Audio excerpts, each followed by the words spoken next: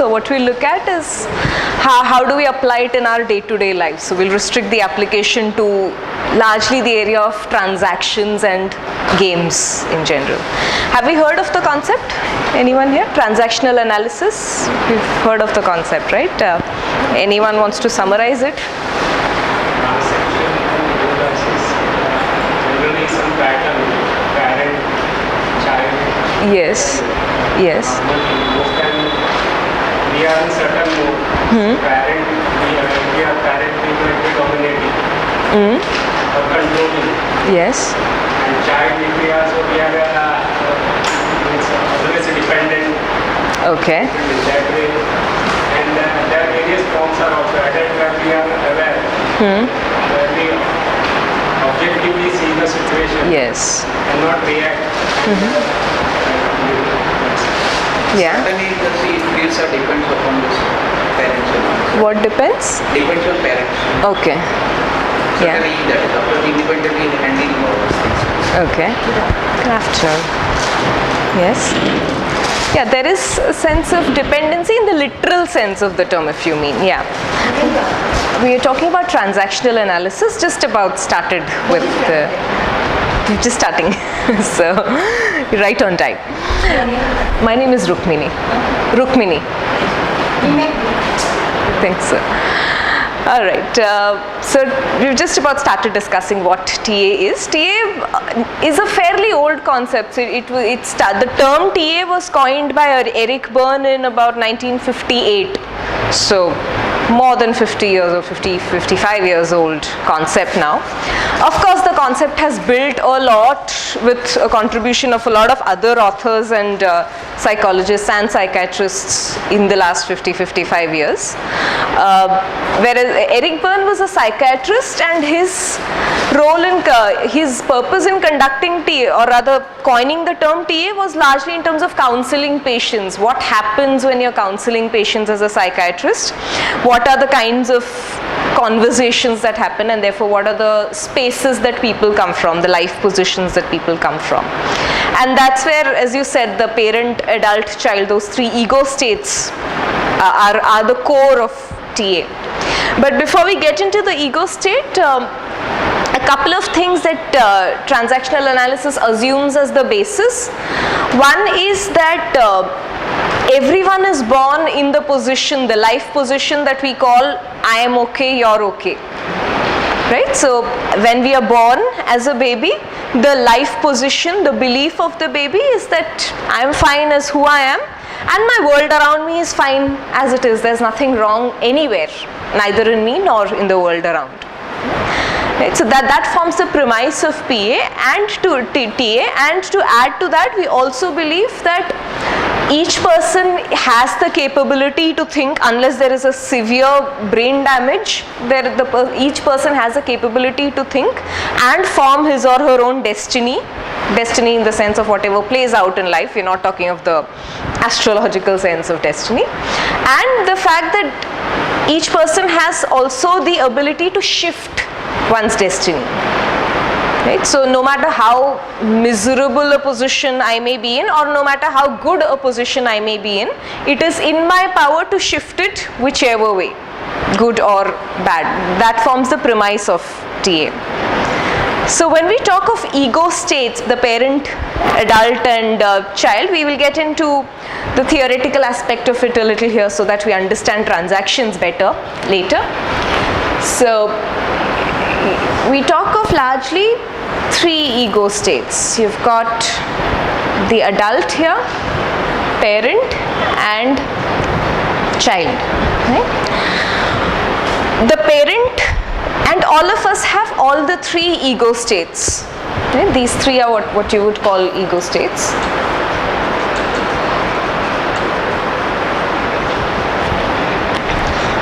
All of us contain within us all the three ego states. Even as a baby we contain it, even as an old person we contain it.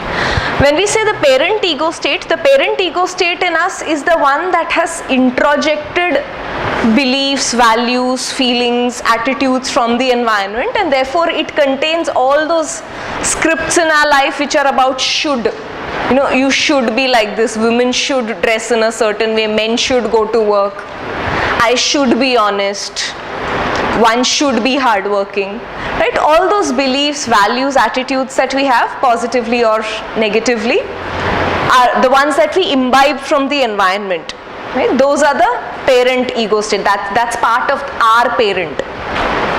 You could say peer pressure, or it could be peer pressure, it could be societal norms, it could be the family environment that we've been brought up in, it could be the larger environment of the country that you've been brought up in.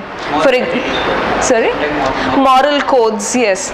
For example, let's say if I've been brought up in a, let's say, war-prone area, one of my beliefs, one of my things in the parental ego state could be the fact that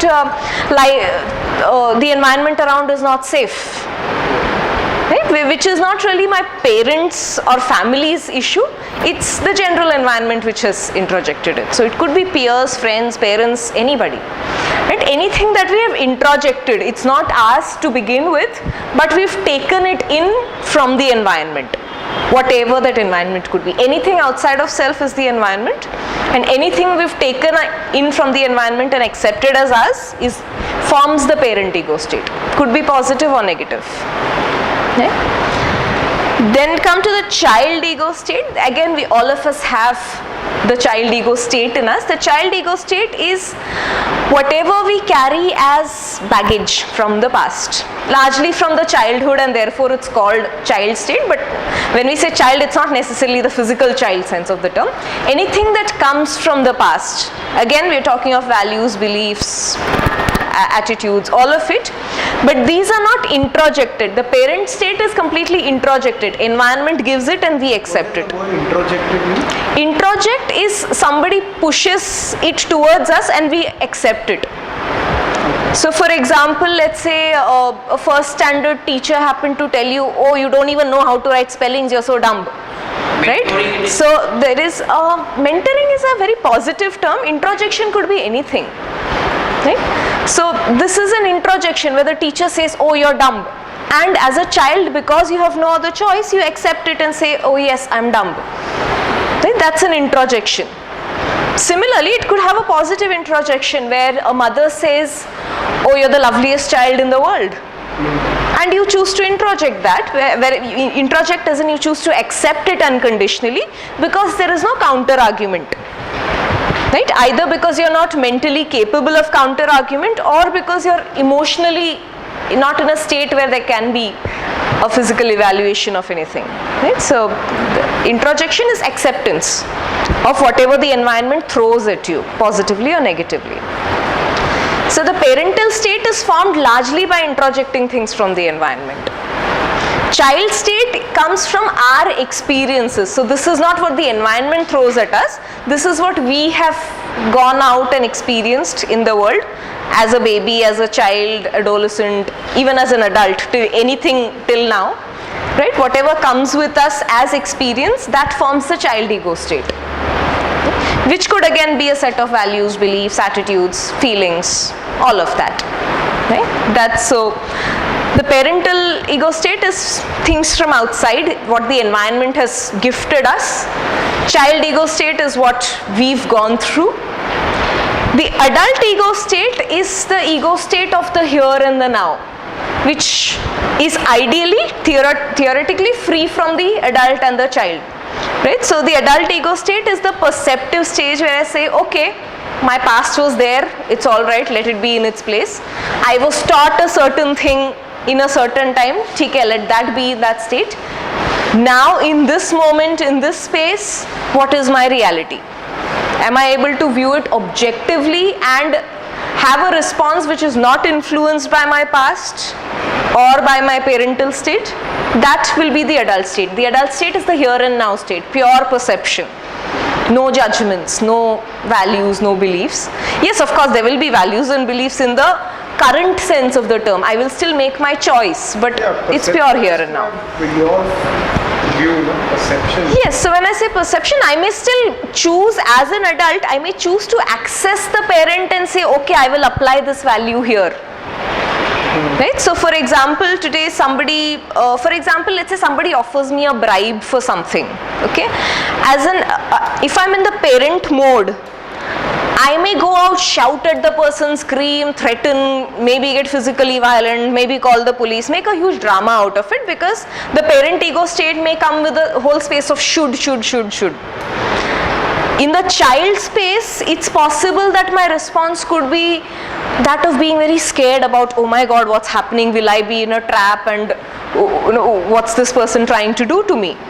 Because I may have had a bad experience about it, or I may have heard certain things about bribe and corruption which is not very comfortable to me. So somewhere I become very reactive as a parent and as a child. In the adult stage, if I'm operating from a pure perceptive point of view, what I'll say is, okay, this person seems to be offering a bribe. What do I do? Do I want it? Do I not want it? I may still choose to access my parent, but in the here and now, and say, okay, I choose not to accept it because it doesn't resonate with me now. Right? So I don't get into a flare, I don't get into a violent fury, but at the same time I refuse and very calmly take whatever action needs to be taken, which could mean legal action, which could simply mean telling the person, please walk away. But it's not reactive, it's responsive, because I'm calling upon the parent state or the child state in a very willful way. Whereas if the parent takes over or the child ego takes over, then it's not willful, then I don't have a choice to respond in the here and now. It's pure reaction. Yes. Yes, it reflects in the adult state, because here I'm saying that, yeah, I'm okay, this person's offering me a bribe, but I choose not to be impacted by it. He may have his or her own reasons to offer it, but I don't care at this point. And therefore, I'll stop the transaction. It may not be our way. Instead of getting angry or other way, it's fine also. That is also supposed to reflect. See, it's fine in the sense, if I'm being overly positive, that's not a good sign either. Sometimes I will need to definitely access the parent state deliberately. So if let's say someone's trying to attack me, I can't be saying it's fine, right? But willfully going to the parent state and saying, hey, stop, this is not acceptable behavior, right? So I can, yeah, so it's about accessing it in a willful way versus letting that ego state take over. That taking over can result in what you would call games, dangerous transactions in relationships. Yeah? So in theory, we've got three distinct ego state: parent, adult, and child. This is the here and now state. This is what we've got from the environment and there now is in us. This is what we've got from our own past and is now in us as values, attitudes, beliefs. So why do we use the word child in the ego state? Child in the sense anything that belongs in the past. And therefore a symbolic term child. We are not talking a physical child. Anything that's happened yesterday also will be in your child state. Right? Because the adult state that's here and now. So everything in the past is the child. Right? Everything in the environment is the parent. But yes, largely the parental things in the parental state are derived from who we may consider parental figures. Parents, teachers, grandparents, elderly figures. Because a lot of our values, inherent attitudes, beliefs are formed in the childhood space. So therefore a large part of it comes from the so-called parental figure, and that's why the name parent. We're not necessarily talking of the physical parent here. And similarly, here we're not talking of the physical child, anything in the past. Okay? So, Eric Berne, when he started with the idea of transactional analysis, he spoke of these three core distinctive ego states. Modern theory distinguishes it further, breaks it up further into saying that there are two distinct aspects of the parent. There is what you would call a controlling or a critical parent, and there is a nurturing parent. Okay? Controlling parent is the is a parent, is an influence in our environment, which is a parental figure, teacher, whoever. Controlling parent who's extremely critical in terms of saying, oh, you're so dumb, you're so stupid, how can you do this? You have to come home at 7 o'clock. Right? How can you be late? Why did you not call me? That's the kind of a controlling parent, which does have its positive in the sense the controlling parent could push you into achievement. Right? The controlling parent is the one you say, oh, you got only 45 out of 50. You're so much capable of 49. Why now? Next exam you have to get 49. That's a controlling parent where there is a push involved, which can have a positive result, but at the same time too much of control can get into an obsessive kind of a behavior where then the child totally loses his sense of identity. Right? So controlling parent is somebody who's very domineering, dominating, pushy, aggressive. Those are the kind of influences which we would talk of as the controlling parent. On the other hand, we have the nurturing parent, who's extremely loving, very indulgent, possibly to the point of being overly indulgent. अरे बच्चा है, करने दो ना, क्या फर्क पड़ता है? एक खिलौना तोड़ दिया, दूसरा ला देंगे. So here you're saying that there is a parent who says anything is okay. Any behavior you do is okay, good, bad, ugly, whether it has an impact on the society in a negative way or not, doesn't really matter. Spoiling the child. Yeah, this is spoiling the child totally, because you're saying spare the rod totally. Or it's nurturing. Nurturing in the sense from the child's point of view, it's very nice, right? Anything I do is acceptable, and anything I do, my parent shields me. Even if I scream aloud in the road, I'm disturbing the others, my parent comes and shields me if somebody else scolds me. But nowadays, most of the parents don't tell their children anything. Well, that's where it's a very critical line to maintain. Not all aspects of the critical parent is bad. Similarly, not all aspects of the nurturing parent is good. Because you can't be over-indulging. A nurturing parent would mean that absolutely anything you do is permissible. You want to fail in your exams? Cool. Go ahead, fail. I'll pay for your school fees another 3 years. No issues.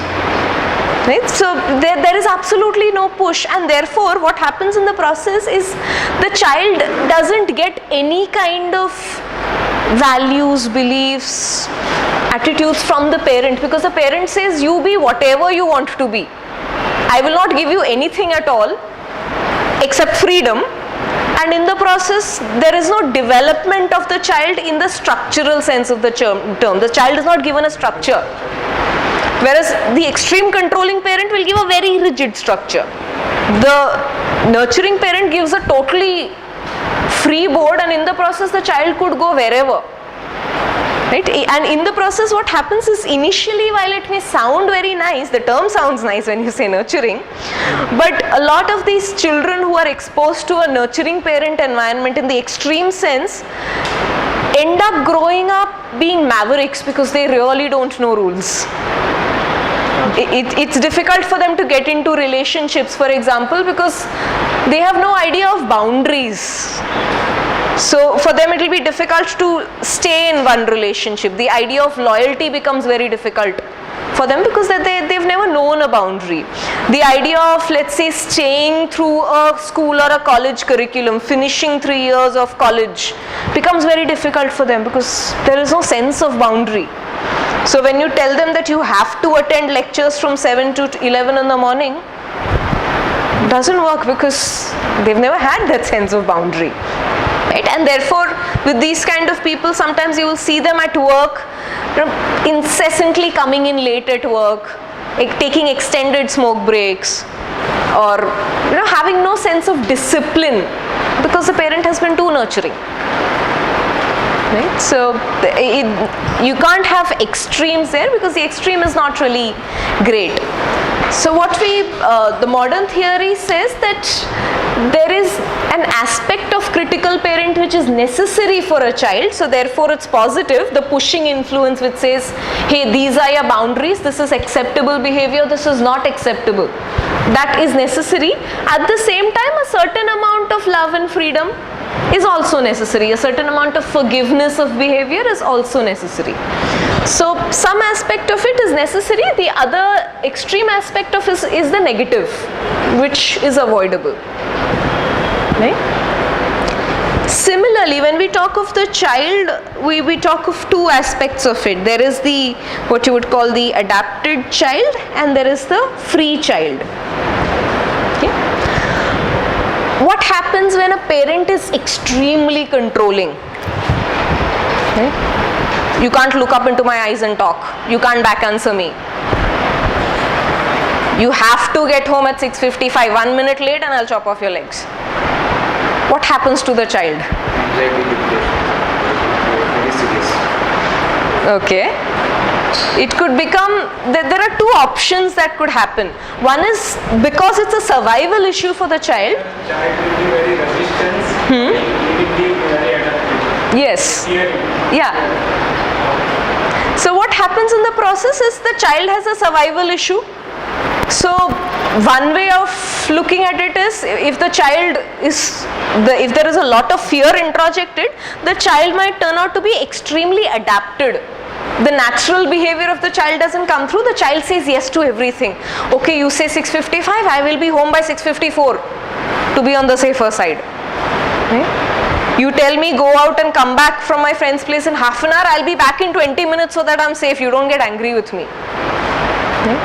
You tell me I'm allowed to have a few friends, I will not have any friends because you're responsible then. Right? So the child becomes extremely compliant, extremely obedient to the point of being fearful. Right? Because the rules are so rigid that then the child doesn't really have any scope. Till a certain age, if the child is, let's say, by still the age of 15 or 16 till he's still in his school age, he's following such a childhood, isn't it wrong or right? Is it good? See, there needs to be a balance, because if you're talking of an extreme adaptation, the tendency later will be flip into the other half and say, now I'm free. School uniform छूट गया, अब college में देखो क्या करता हूँ. Yes. Have my own parents. Right? So then these become rebels. The free child, on the other hand, is the one that says, oh, you're telling me 6:55, I'll never turn up before 7:30. Let me see what you're going to do. Right? Because the free child latches on to the fear factor of the parent. See, when the parent is trying to be controlling, somewhere the parent has a fear of losing control on the child latches onto the fear and say, kya kar loge? Right? So you're telling me 6:55, I'll never turn up on time. What will you do? Kya karoge zyada se zyada? Right? And in the process, the child becomes very hardened. So no amount of discipline then helps, because the child says, I am who I am. Zyada se zyada maar loge na, maar lo. ठीक है. Okay? At the most, you will not have food, you will not give me food, I'll steal money. Okay? So the free child goes on to the other extreme. At the same time, when we are saying adapted and free, it doesn't have to be the extreme part. A certain amount of adaptation could mean that I understand and obey to a certain degree. So if my school rules say that 7:30 to 12:30, I obey the rules because it makes sense to me, and therefore I choose to be on time. Yeah, so there is a sense of discipline which gets installed, which is helpful in a social sense of the term, because I understand how relationships function, I understand what people expect of me, so therefore I dress according to the occasion, I behave according to the people around me. So some amount of adaptation is healthy, otherwise the person will be totally a socially outcast person. And also some amount of the free child behavior is also necessary. Free child is the aspect of the ego state which is very creative, very inspiring, very natural, spontaneous. So those qualities of the free child are again healthy. Right? Not all of it needs to be rebellious. The free child is the one that says, alright, environment says this, let me think original and do something else, which could also be healthy. It doesn't have to necessarily be reactive to somebody else. It depends on how much the parent has influenced it. If the negative aspect of the critical parent has influenced, then the free child will also be extremely rebellious. So here again we are talking of positive aspects of both, and there are negative aspects of both.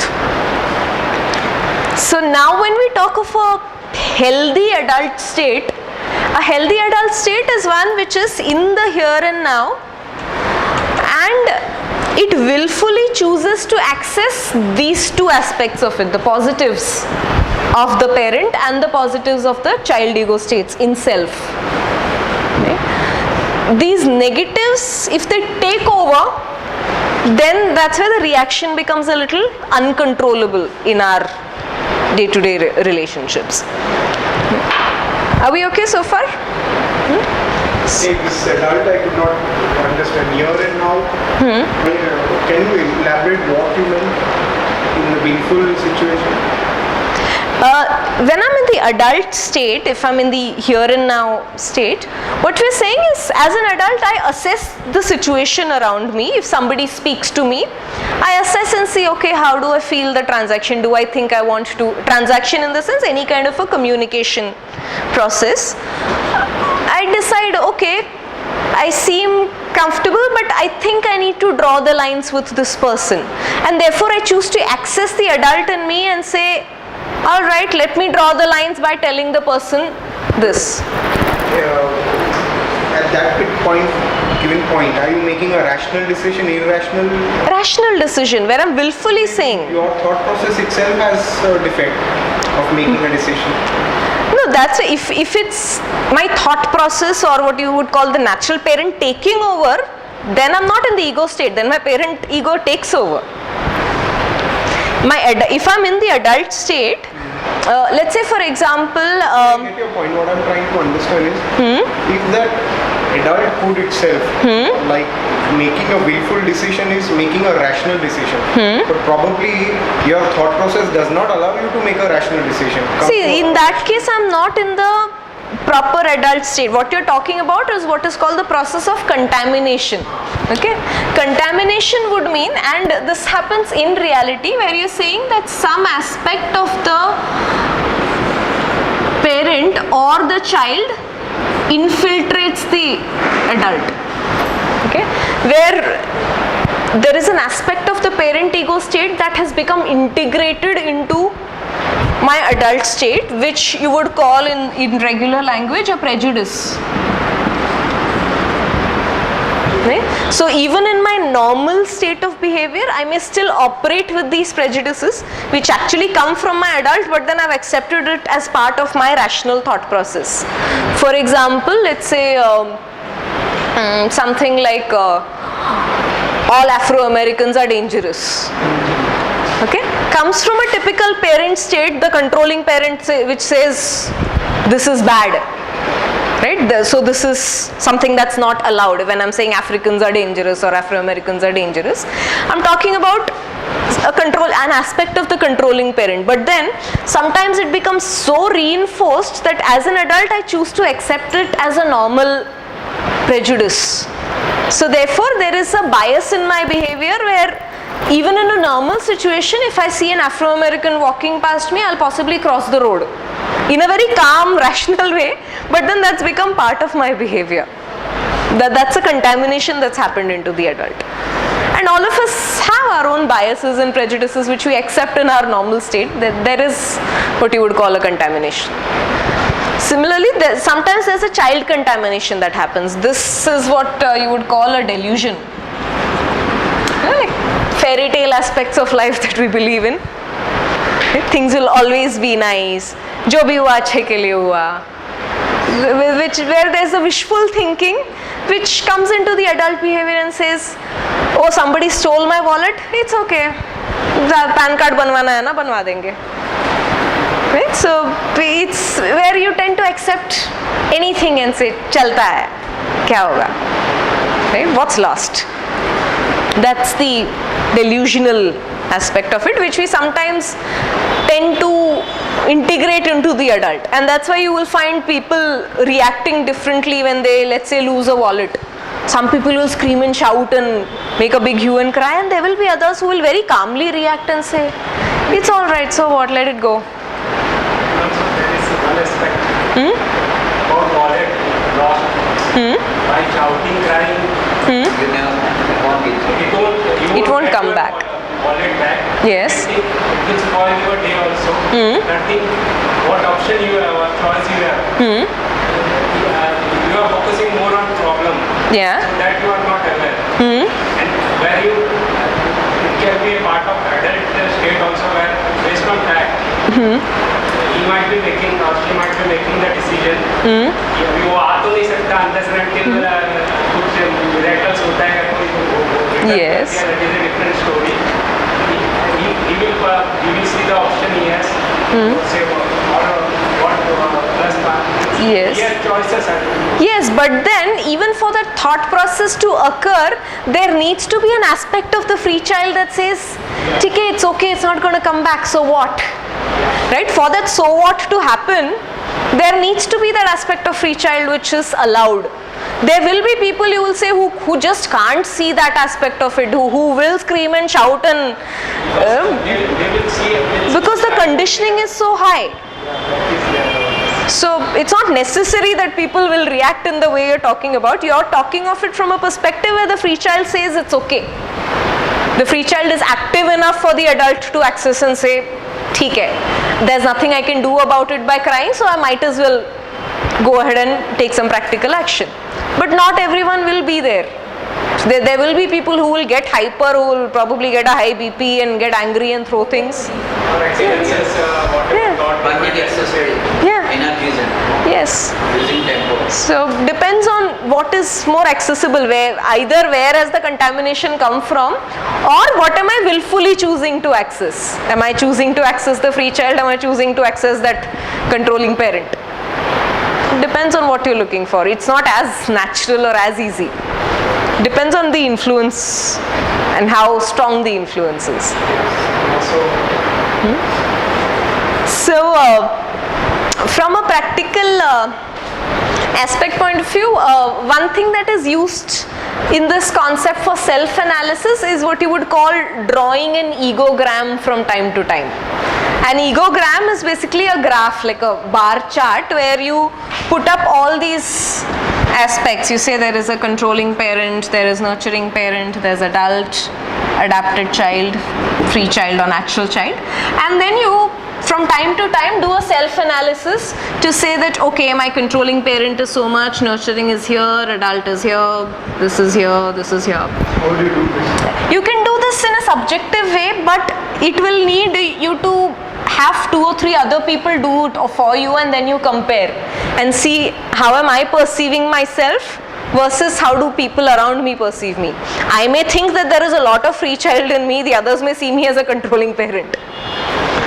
Right? So it is a good perception drawing exercise where you from time to time you draw it for yourself and get 2 or 3 people that you're very close to, draw it for you, and then you compare the chart and see where things lie. It could be a chart, it could be numbers which are given. It's called an egogram. A fairly useful exercise for self-analysis, for perception management, where you see how much of it is what you think and what is actually manifesting sometimes could be very different. And if there is a lot of difference, then there is what you would call games being played. Parents example. We might, as you told, there might be difference. And we are not seeing. Yeah. We are nurturing in the sense. Yeah. See, a lot of times you will find that the parent will say that I gave all the possible freedom to my child, I gave all possible resources to the child, and the child's perspective to the same parent is that this person was never there at all to listen. I only got money and nothing else. Right? So, game is where you're talking of different types of transactions which are not actually what they are. That's what you're coming to. So, right, there is a constant interaction among these ego states at any point in time. Right? Now, what happens? Yes. So what happens in terms of types of transactions is you could have, let's say, parent, adult and child. You, P, parent. Parent, adult and child. Adult and child. So a complementary transaction, there are different types of transactions that happen. A complementary transaction is where one ego state addresses the same ego state in another person. So let's say there is a parent to parent transaction or adult to adult transaction, right? That's a complementary transaction, okay, which is a straight thing, parent to parent, adult to adult, child to child. So for example, let's say I tell you that oh, look at the way these youngsters are always on the phone these days. It's so bad, they're not even paying attention to reading, they're not even looking at people and socializing. Okay? So where am I coming from? Typical parent state, I am saying what should ideally be according to me, and in that process I am trying to appeal to the parent in you, right? Now if your response here happens to be, yeah, it is true, you know, where when we were youngsters we used to make real friends, look at them, these guys only have BBM friends and WhatsApp friends, that's a parent to parent conversation. It's what you would call a complementary transaction, right? I am addressing a certain ego state in him, he addresses the same ego state back in me, and that's a complementary transaction. In a complementary transaction, communication can go on forever because there is absolutely no debate in that sense. There could be a disagreement, yes, but at the same time it's the same ego state that's being appealed to. So it's easy to keep continuing the conversation. Okay? That's a complementary kind of a transaction. A cross transaction is where I appeal to a certain ego state, I have a dialogue with what I think is a certain ego state, but something else responds. So let's say I tell him that, you know, look at these youngsters, these guys are always on their phone and Facebooking and all of that, right? I am coming from a parent, I am trying to address the parent in him, right? If he comes up with a response that says, yes, that's true, but then the world has changed, we never had this access to the media in our time, now these guys have it, so that's their reality. Generation gap.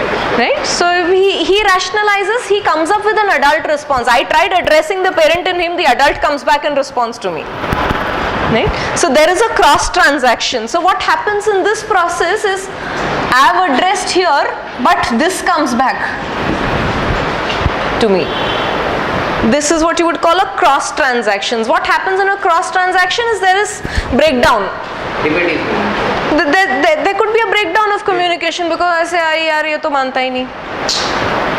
I mean, somewhere I tried gaining sympathy about something, but the response came from a totally different space. But if you take it in a day-to-day manner, let's say in office or in your personal life, these kind of issues, if there are there, how do you tackle it?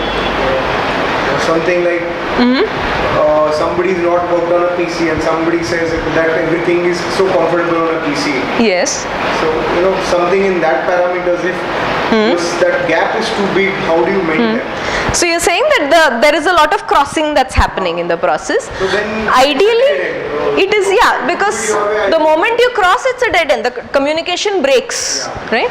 What you will need to do is to try and reach that ego state. So if I'm trying to tell you that, you know, computers are necessary these days, you will have to learn to use internet and email and all of that. And if you're saying, nahi hota, I've never done this and it is so difficult and all of that, you're responding from the child state. Right? So if you want to continue the communication, you will have to go down to the child. Yeah, and then bring it back to the adult. So you'll have to go back to the child and say that yes, I had difficulty when I was born, there were no mobile phones and all of that. So when I had to first learn to adapt to the phone, it was difficult because my parents were not convinced that I needed a phone. I had to convince them to buy me one. Right? So you try and go back to the space where the person comes from. The child ego state is the baggage state, the past state, right? So you go into your child, get the person in and then say that, yeah, so I've faced the same problems as you have, but when once I started using it, I realized life is so easy. And therefore it's possible that you can also adapt, and then you're bringing him back to here and now and saying मैंने किया आप भी कर सकते हो. So you'll have to go down to the same state that the person or the response is coming from. So if it's coming from the parent, you go to the parent. You also say, talk about the shoulds and woulds in life, the values in life, and then bring the person down to the complementary transaction. A lot of times there's break, and that's a very common issue in any communication breakdown. The transaction gets crossed, you will have to match it, you will have to start making it complementary. So go to whichever state the person comes from and then bring it to the adult. Either bring down from parent to adult or bring up from child to adult.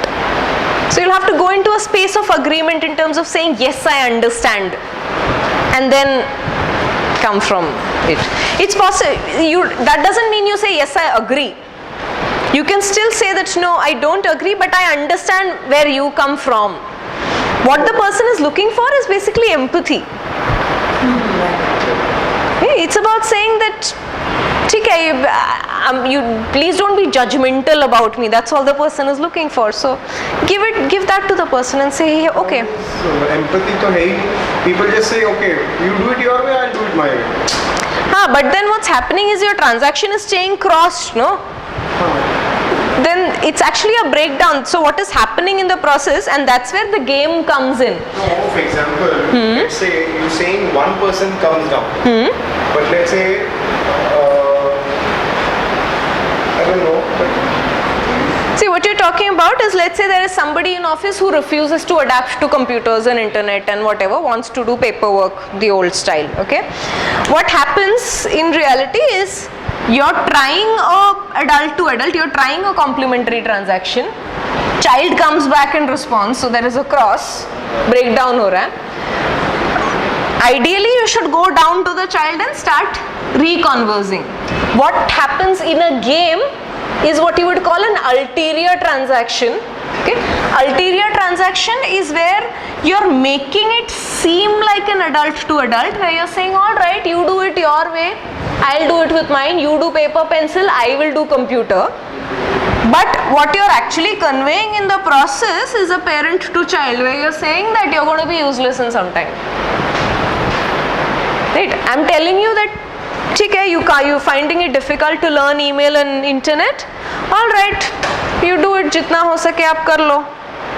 Right? My vocal language is saying jitna ho sake kar lo, sounding very adult. But impact of it is going from parent to child, which is saying not acceptable, you're going to be useless soon. So there is an ulterior transaction. What looks... I can't... Useless kya rehta hai? See, I'm not saying that in so many words. I'm saying that you do it your way, I do it mine, right? That is the apparent... So efficiency is hampered.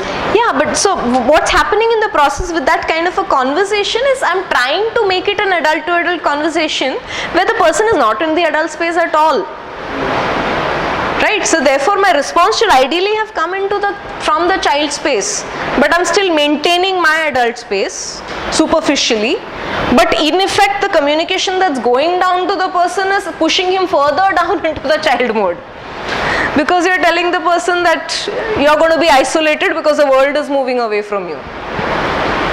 So the child is actually getting isolated there.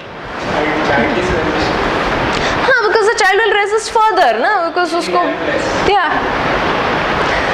So somewhere the child gets pushed down further, the parent in you is mentally getting pushed up further, but you're not communicating, you're not saying that in so many words, and that's a game where the apparent conversation is something, but what you really intend to say is something else.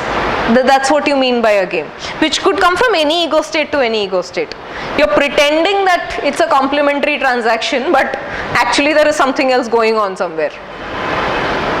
Right? So, which could occur verbally, it could occur non-verbally, it could occur through an action. But somewhere in the process there is a game that's happening. Now, what happens with games in relationships, and that's one of the core learnings from transactional analysis, that games mean that the transaction is not what it really looks like. Right? It's like Walking up to somebody in a party and saying, hey, how are you? I'm fine. Adult to adult. It's a game. Do I really care enough to ask you how are you? No. Am I really bothered by your response when you say I'm fine? No. But that's a first level game. It's a social game which all of us play. Saying good morning to our boss, for example, is a social game. Right? There is what looks like a complimentary transaction, but there is ulterior thing is something else altogether. We not mean that. Yeah, we don't particularly mean it. But that's called a first degree game, which doesn't have a harmful impact. It doesn't hurt me to say good morning to somebody even if I don't care, because it's all right. There is no physical, psychological, whatever impact. If the person doesn't say good morning, it's an ego game.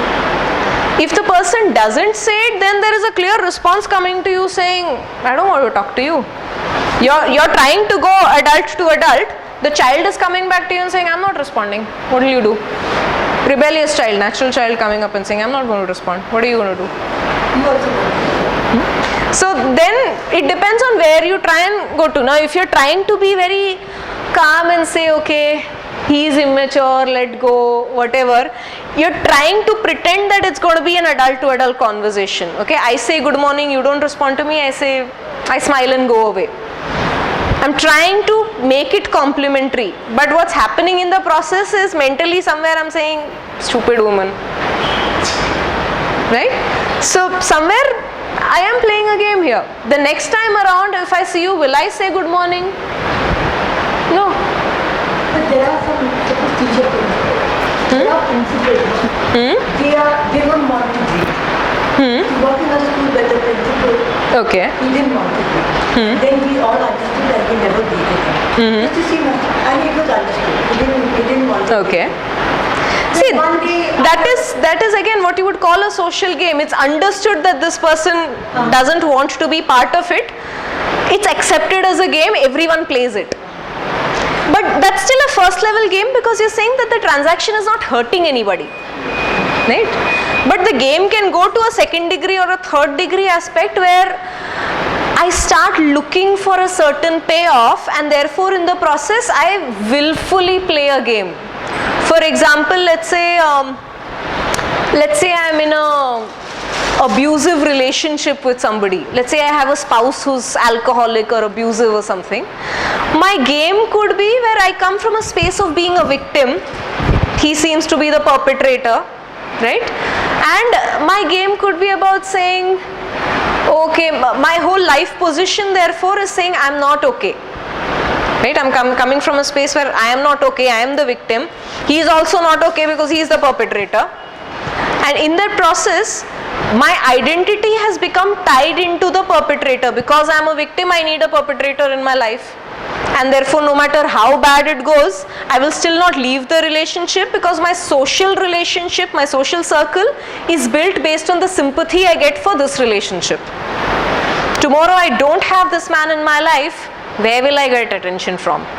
Because today all my attention is being given to me by my friends, by relatives, because I'm getting beaten up, because I'm getting abused, because I don't have money. And therefore in the process I will willfully play the game to ensure that this person keeps drinking or keeps abusing.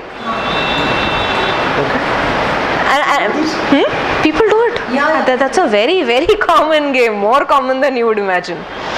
Any kind of a situation where you find a typical victim or even a depression patient, chronic depression, it's a game which is being played very willfully at a subconscious level where the person says, this is my identity, I only know that I'm not okay and you're not okay, so I have to maintain it.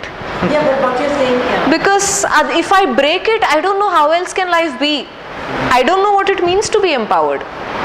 And therefore tomorrow, and that's a struggle that you have when you're, let's say, going to an Alcoholics Anonymous or any of these rehab groups.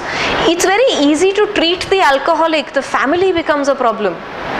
Because the family finds it very difficult to accept this reformed man because they've been used to living with the problem. And therefore the game is so inbuilt that they want the person to be an alcoholic so that they get all the support. And that's a dangerous game where you're constantly trying to pretend a certain transaction when that's not the transaction. There is a girl, daughter had like a cancer. tumor in the spine, so she couldn't work. So they wanted the daughter to be like that. Yeah. Because they were getting donation from the paper, getting Yes. lot of attention, people visiting, people, and they really wanted the daughter to be like that. Yes, because what's happening is you're trying on the face of it, it's an adult to adult conversation. And that's more common than you imagine. On the face of it, it's pretendably an adult to adult or a parent to parent conversation where I'm saying, okay, I'm trying to deal with the situation of a difficult daughter or a health problem, right? But what's happening in the process is there is this child which is actually speaking and saying, hey, I'm victim, victim, victim. There is some perpetrator, let the perpetrator be there. If the perpetrator is not there, I can't be victim, then what will I be? That's the game which is being played, where you're actually seemingly pretending one conversation, but what's actually happening is totally different. Very often it's the child which is speaking up and saying, Because I want to be here. The daughter is right in the bed. She's suffering. The whole family's life is affected. How would somebody want that life to sustain? See, because it's very easy to be in One that whole comfort room is zone. bought, for example, Yes. small houses in Bombay. Yeah, I'm trying Yes. to be practical. You cannot do certain things which a family can outings नहीं होते हैं. I don't think anybody. God is getting a lot of toys. See, you get stuck in a pattern, because what happens in the process is the entire family starts forming a certain identity. Okay, I've got a daughter who is unwell. Okay, and therefore as a mother, my identity is the nurturer who tends to the daughter. So there is a victim in the family, I am the rescuer. The disease is the perpetrator. So the rescuer looks to be Right? like a hero in the family. Yeah, and because this one is there, I am being the martyr, I am being acknowledged that, oh, such a great mother, she is serving the daughter all her life, she is not taking care of herself. And that becomes my identity, no? And if I'm doing that for 1 year, 2 years, 10 years, I know nothing else. That's the only identity I've got. She may be losing her own life, no? Just to but remain at that see, but the identity. point The is, other identities and other joys of life are lost. yeah, but then I'm so steeped in this identity, I don't know what will happen if this is lost. Because then it's a death of an identity, literally. If I am not rescuer, then what am I? I don't know much. It's, I mean, you can see it playing out in a lot of ways. I mean, let's look at it from if you extrapolate the same concept, India and Pakistan. What happens if Kashmir gets resolved? We'll save 10-20,000 crores a year. Yeah, I Will be saved. mean, was it, in a practical sense, is it so difficult to have a diplomatic dialogue? It's not, but we like to be victim because there is a perpetrator, and because we are victim, we are getting all aspects of help from the world. We like to play that game. On the face of it, we are being adult to adult. Every year we send a diplomatic mission. Okay, now I get connected. But at the same time, we want to be victim because we don't know where else. We want that perpetrator to be there so that the rescuers come to us. So you're stuck in the triangle. Parent, the child is the victim, the mother is the rescuer, and perpetrator will be the victim. Perpetrator in that case is the disease. Is the disease which is coming up. Or in this case, you're saying the perpetrator is, let's say, India is the victim, Pakistan is the aggressor as a perpetrator, the rescuer is the rest of the world which is sympathizing with the country, right? But is the sympathy for real? No, because the transaction is ulterior. But at the same time, on the face of it, we are pretending that we are dealing with it, diplomacy. Pakistan terms, technically, if that issue is resolved, the whole country will be much more progressive. It will be. Right now, it has become a cancer issue. It has the whole become. country is.